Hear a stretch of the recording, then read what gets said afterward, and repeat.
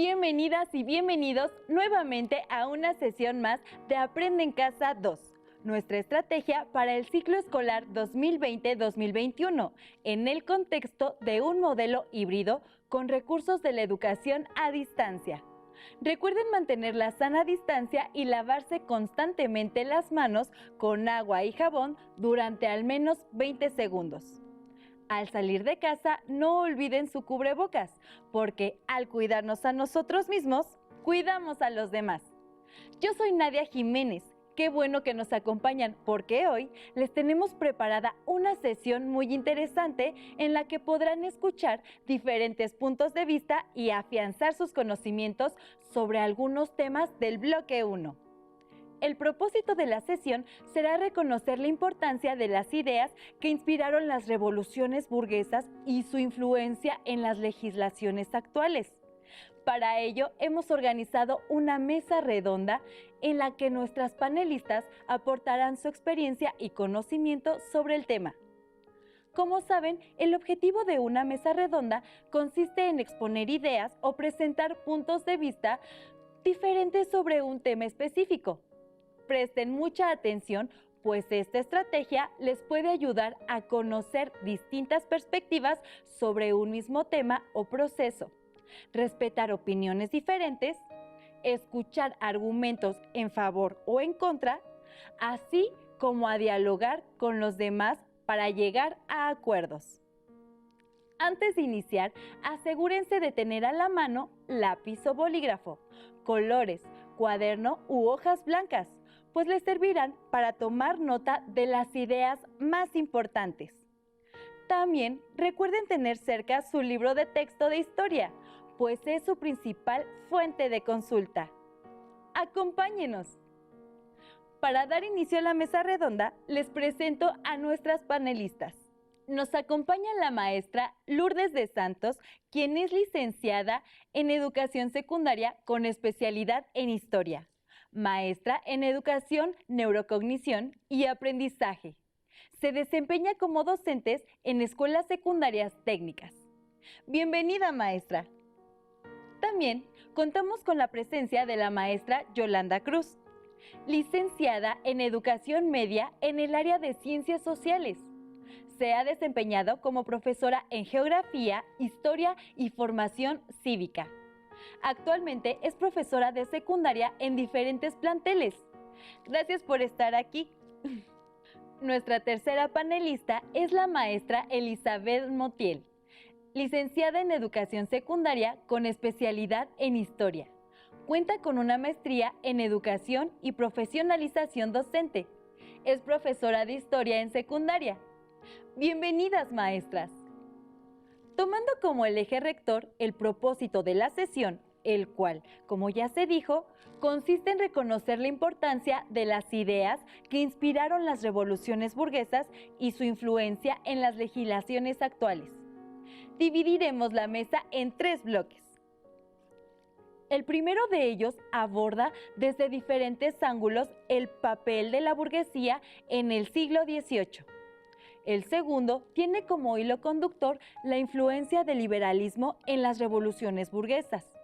Y el tercero rescata la herencia liberal e ilustrada en la legislación actual. En cada bloque, nuestras panelistas tendrán la oportunidad de responder, argumentar y exponer sus ideas y puntos de vista en relación a las preguntas que iremos formulando. Ustedes en casa pueden seguir esta misma dinámica, anotando en su cuaderno cada pregunta que aparezca en pantalla y elaborar sus propias conclusiones. Para iniciar con el primer bloque, donde analizaremos el papel de la burguesía en el siglo XVIII, les pediría responder la siguiente pregunta. ¿Qué es la burguesía y cómo surgió? Para hablar de la burguesía, debemos remontarnos a finales de la Edad Media, cuando la estructura social comienza a modificarse gracias a la expansión y desarrollo de las ciudades medievales y al surgimiento de grupos de comerciantes, banqueros y profesionistas. Poco a poco estos grupos empiezan a lograr mayor rango y autonomía en la sociedad. Al dejar de depender de los feudos, para realizar sus actividades económicas. Por ende, propician el crecimiento de los barrios o burgos. De ahí el surgimiento del término burgués o habitante de los burgos. Me gustaría comentar que los burgueses tienen características muy particulares. Gracias a su condición económica, podían acceder a la educación universitaria, razón por la cual comienzan a estar más preparados que algunos miembros de la nobleza. Aunque no podían participar en las decisiones del gobierno, estaban también sujetos a los caprichos del rey. Pero no hay que olvidar que había de burgueses a burgueses, es decir, que incluso dentro de la misma burguesía había dos clases, la alta burguesía y la baja burguesía. La alta burguesía estaba compuesta principalmente por comerciantes, dueños de bancos y grandes talleres, pero también tenían una alianza con los nobles a través de los matrimonios que se daban, mientras que la baja burguesía estaba enfocada nada más a comerciantes y artesanos. Sin embargo, a diferencia de esto, ambos grupos tenían que pagar impuestos y que incluso ambos coincidían también en luchar por buscar mejores condiciones de vida. Queda claro que la burguesía surgió al amparo de los señores feudales y con el paso del tiempo fue ganando espacios hasta convertirse en una clase social ilustrada y con un importante poder económico, pero que carecía de derechos políticos. Ahora, me gustaría preguntarles, ¿cuál fue el papel de la burguesía en la difusión de las ideas liberales e ilustradas? Si bien las ideas de la Ilustración y el liberalismo no fueron creadas por la clase burguesa, pues algunas de ellas fueron expuestas por pensadores que pertenecían a la nobleza, como por ejemplo Charles Louis II, barón de Montesquieu, quien propuso un gobierno constitucional con división de poderes. Esta y otras ideas resultaron innovadoras para su tiempo, contrarias a las ideas monárquicas, por lo que sirvieron de inspiración para justificar los anhelos políticos de la burguesía, quienes se convirtieron en sus principales difusores. Exactamente. El pensador liberal John Locke habla de la educación que debían recibir los niños burgueses, a diferencia de los niños del pueblo, mientras que los burgueses debían ser educados física, intelectual y moralmente, los niños obreros debían ser educados en y para el trabajo. Es así como a través de la educación que recibían los hijos de los burgueses, se empezaron a difundir las ideas de libertad, igualdad y el uso de la razón para acceder al conocimiento. Interesante argumento. La educación se convirtió en un elemento fundamental para promover entre la clase burguesa un cambio de mentalidad. Es precisamente en el uso de la razón y en el ejercicio de los derechos naturales del hombre donde encontramos la justificación de acontecimientos de trascendencia mundial, como la Revolución Industrial, la Revolución Francesa, la independencia de las 13 colonias y, por supuesto, la de nuestro país. A propósito de revoluciones, ¿cuál fue la participación de la burguesía en las revoluciones del siglo XVIII? Bueno, la burguesía tuvo una importante participación en los movimientos revolucionarios entre el siglo XVIII y XIX. Un claro ejemplo está en los pensadores liberales que promovieron la independencia de las 13 colonias de Norteamérica.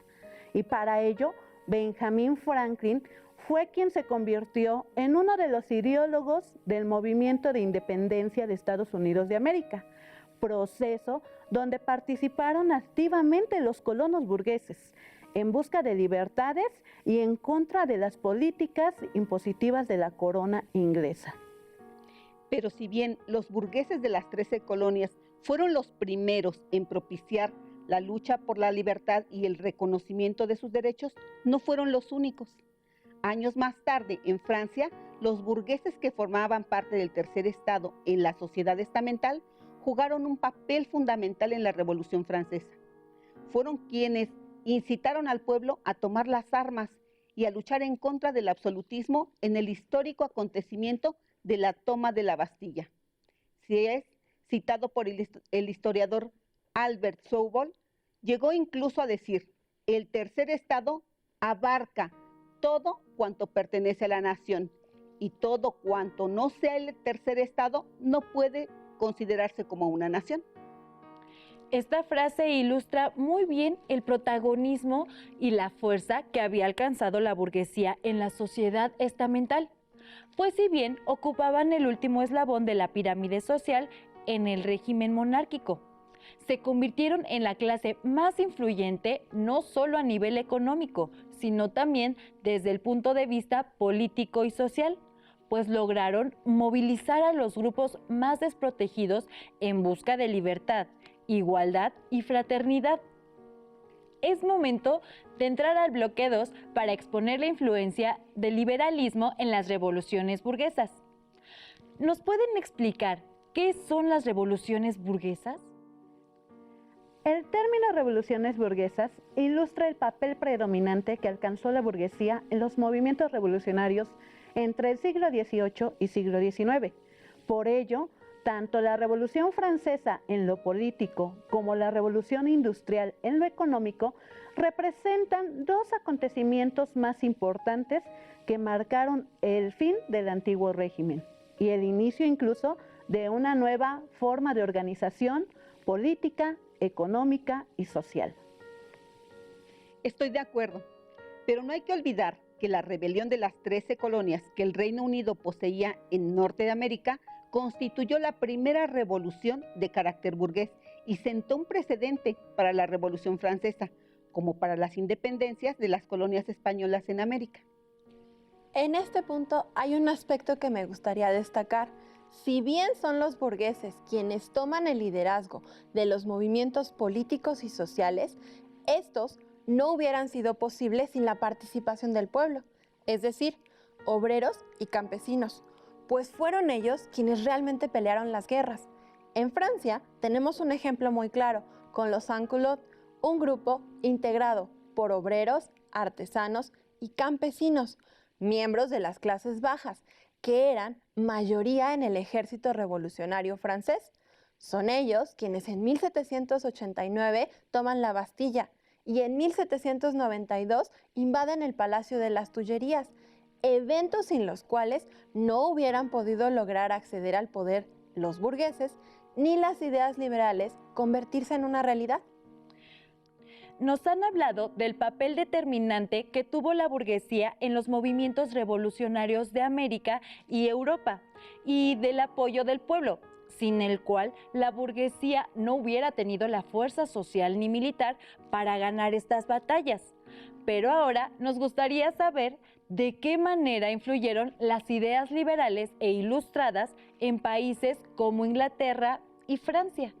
Bueno, como sabemos, la doctrina del liberalismo se origina en Inglaterra en el siglo XVII, mientras que la Ilustración llega a su máximo esplendor en Francia durante el siglo XVIII.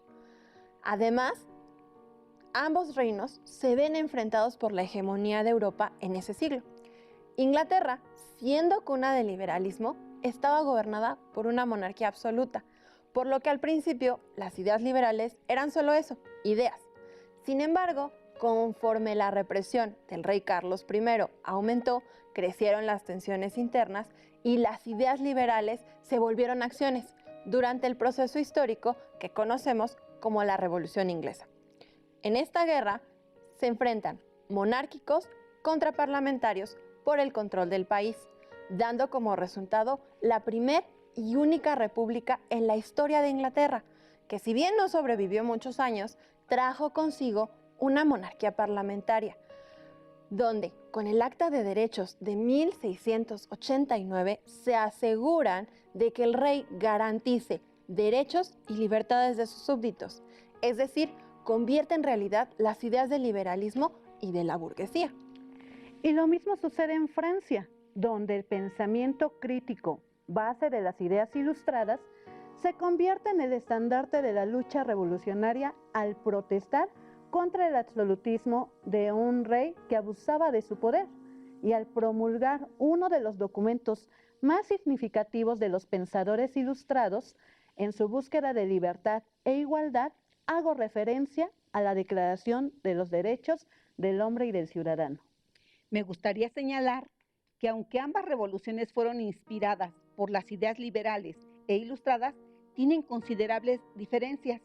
Pues, por ejemplo, en Inglaterra, los burgueses establecen una monarquía parlamentaria con el Acta de Derechos de 1689, mientras que en Francia, un siglo después, se establece un gobierno republicano con la Declaración de los Derechos del Hombre y del Ciudadano.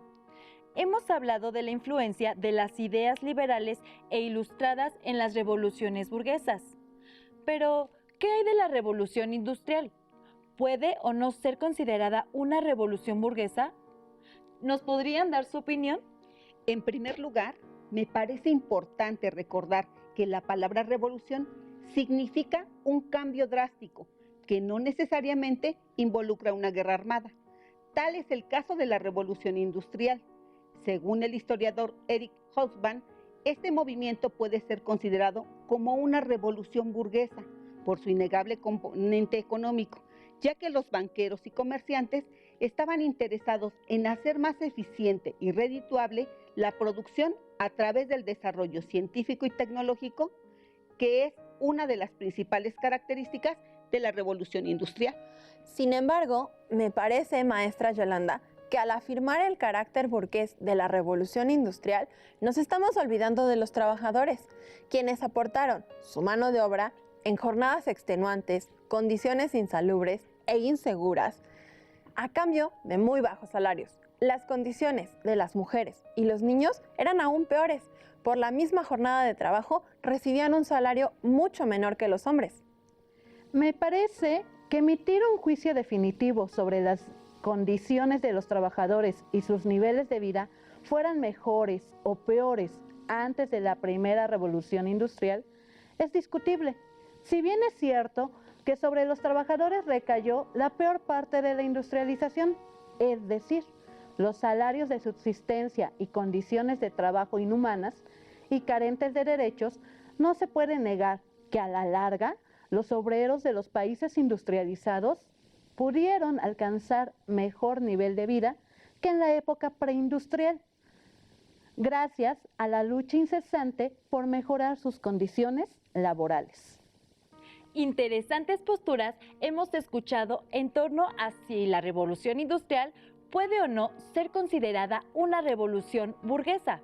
Lo cierto es que la revolución industrial representó la consolidación de la burguesía como clase dominante y la permanencia del capitalismo como sistema económico. Pasemos al último bloque de nuestra mesa, en el que les propongo analizar la herencia liberal e ilustrada en la legislación actual. Iniciemos de lo general a lo particular. Les pregunto, ¿cómo influyen en la actualidad los códigos, documentos y constituciones generados siglos atrás por las revoluciones burguesas? ¿Nos pueden dar ejemplos concretos? Claro, dentro de los documentos, como lo fue la Declaración de Independencia de las 13 colonias, la Declaración de los Derechos del Hombre y del Ciudadano y el Código Napoleónico, tienen una gran influencia en las sociedades actuales, especialmente en la legislación que plantea y garantiza los derechos humanos y las formas de gobierno democráticas. El legado de las revoluciones burguesas lo podemos ver en documentos actuales, como es el caso de la Declaración Universal de los Derechos Humanos, promulgada por la ONU en 1948, donde los países firmantes se comprometen a defender los derechos humanos de las personas sin distinción de género. Haciendo un comparativo, en la Declaración de los Derechos del Hombre y del Ciudadano se lee en el artículo 1: los hombres nacen y permanecen libres e iguales en derechos. Las distinciones sociales solo pueden fundarse en la utilidad común. Mientras que en la Declaración Universal de los Derechos Humanos, en su artículo 1, dice: todos los seres humanos nacen libres e iguales en dignidad y derechos, y dotados como están de razón y conciencia, deben comportarse fraternalmente unos con los otros. Claro, como podemos observar, hay una relación directa entre un documento histórico y el otro, a pesar de los siglos que los separan. Sin embargo, hay una diferencia de fondo sumamente importante. Mientras que en el primer documento se habla de una declaración de derechos del hombre, en el segundo se hace referencia a una declaración universal donde todos los seres humanos, hombres, mujeres, niños, niñas y adolescentes están considerados. Otro ejemplo concreto lo encontramos en el Código Napoleónico, el cual marcó un antes y un después en la legislación civil en el mundo. Además, contribuyó a legitimar el ascenso de la burguesía al favorecer la propiedad privada, la igualdad y la libertad, tanto individual como económica. Entendemos la importancia de estos documentos que mantienen vigentes los derechos humanos. Sin embargo, es una realidad que como sociedad y en pleno siglo XXI todavía queda mucho por hacer para llegar al pleno ejercicio de esos derechos. Pero, ¿cómo se dio esa influencia en la legislación mexicana? La difusión de las ideas liberales juega un papel trascendental en nuestro país. El primer documento legislativo que refleja la influencia liberal es Sentimientos de la Nación, escrito en 1813 por José María Morelos y Pavón, en el que se reconoce a los Estados Unidos mexicanos como un país independiente de cualquier otro, la división de poderes, la igualdad ante la ley, la abolición de la esclavitud y el respeto a la propiedad privada. Maestra Lourdes, y ya como país independiente, ¿dónde podemos ver reflejadas esas ideas? Las podemos ver reflejadas en la primera constitución de nuestro país, promulgada en 1824 con tintes liberales. Se establece una república con división de poderes.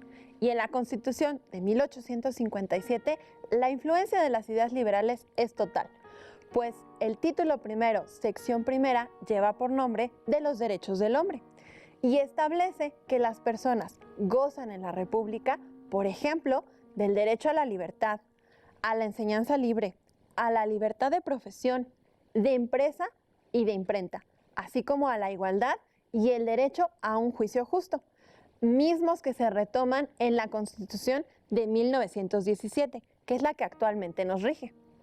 Me gustaría leer una breve comparación entre el Código Civil francés y el Código Civil mexicano. El artículo 7 del Código Civil francés dice: el ejercicio de los derechos civiles es independiente de la calidad de ciudadano, la cual no se adquiere ni se conserva según lo establecido en la ley constitucional, mientras que el Código Civil Federal, en su artículo 2, dice así: la capacidad jurídica es igual para el hombre y la mujer. En consecuencia, la mujer no queda sometida por su razón de sexo, restricción alguna en la adquisición y ejercicio de los derechos civiles. Yo les invito a ver y escuchar lo siguiente. Se dio paso a la sociedad de ciudadanos libres e iguales. La libertad, la igualdad y la fraternidad fueron valores promovidos durante la Ilustración y se plasmaron en la Declaración Universal de los Derechos del Hombre y del Ciudadano, fruto de la Revolución Francesa que inició en el año 1789. Los valores de la Ilustración dieron pie para que iniciara una revolución en las ideas, lo que transformó la economía, la política y las artes en todo el mundo. En México, es en la Constitución de 1857 donde quedan asentados por primera vez estos valores universales, que posteriormente fueron la base para la Constitución de 1917. En el presente, estos valores dan fundamento a los actuales derechos humanos. El renacer del ser humano, con la luz de su pensamiento, logró cortar las cadenas de la ignorancia y la esclavitud para alcanzar la libertad y la igualdad. Valores que hoy forman parte de nuestra democracia. Llama la atención la referencia a un principio muy importante de la historia, el cambio y la permanencia, el cual podemos observar en los derechos que están reflejados en nuestras leyes, gracias a los cambios que propiciaron los pensadores liberales e ilustrados. Disponemos de unos minutos para cerrar. ¿Con qué se despiden? Me gustaría despedirme con la siguiente reflexión. Las grandes transformaciones que se dieron en el siglo XVIII gracias a las ideas liberales y al estallido de las revoluciones burguesas han perdurado en el tiempo y las sociedades actuales lo reflejan en sus formas de organización política, económica y social. Así es, por iniciativa de una clase social, la burguesía, se dio paso a movimientos revolucionarios de los que habla la maestra Yolanda, que nos dejaron un legado muy importante en materia de derechos de los que hoy gozamos. Precisamente, debemos reflexionar en la importancia que tiene el pasado y sus repercusiones en el presente, pues sin las acciones de todos esos hombres y mujeres que fomentaron el cambio a través de sus ideas y en ocasiones con el uso de las armas, las personas de hoy no gozaríamos las libertades y derechos como el derecho a la educación laica y gratuita o la libertad de expresar nuestras ideas, garantizados en nuestras leyes. Agradecemos a nuestras panelistas por su participación en esta mesa. Para finalizar y después de lo expuesto por nuestras invitadas, podemos concluir que la burguesía es un grupo social que surge en la Edad Media y gracias a su habilidad para llevar a cabo actividades comerciales y financieras, se convierte en una clase social que, producto de las revoluciones burguesas, logra afianzarse política y económicamente. Que las ideas liberales e ilustradas fueron la base para poner fin a las monarquías absolutistas y dar lugar a sistemas de gobierno con división de poderes. Que los documentos emanados de las revoluciones burguesas convirtieron en leyes las ideas liberales, otorgando garantías y derechos ciudadanos vigentes en la actualidad.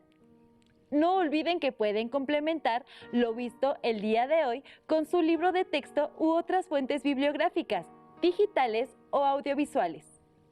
Listo, terminamos por hoy, aunque aún nos queda mucha historia por explorar y descubrir.